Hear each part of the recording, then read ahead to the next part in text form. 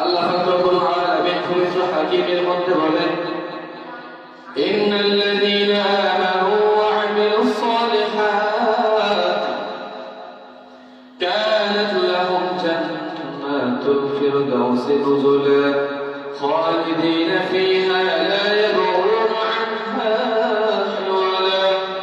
ইন্নাল্লাযীনা আমানু ওয়া আমিলুস সালিহাত, আল্লাহ রাব্বুল আলামিন বলেন, ও আমার বান্দারা, তোমাদের মধ্যে যারা ঈমানের চারানা ওয়া আমিলুস সালিহাত, ঈমান আনায়ার পর যারা তোমরা আমাল সালিহ করো, কি করো ভাই? আমাল সালিহ, অর্থাৎ নেক আমল আমাদেরকে বেশি বেশি করতে হবে।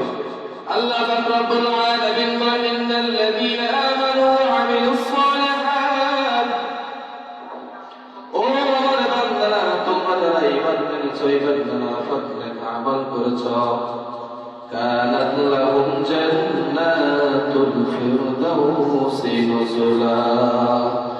আমি আল্লাহ ঘোষণা করি, বলে কাল কঠিন ঘোষণা হয়ে যায়, আমি আল্লাহ আমার নিজ কুদরতের মাধ্যমে আমার জান্নাতের মধ্যে সবচেয়ে বড় জান্নাতের নাম কি ভাই? জান্নাতুল ফিরদাউস। আল্লাহ রাব্বুল আলামিন কোরআন হাকিমের মধ্যে বলেন, কানাত লাহুম জান্নাতুল ফিরদাউসি নুজুলা।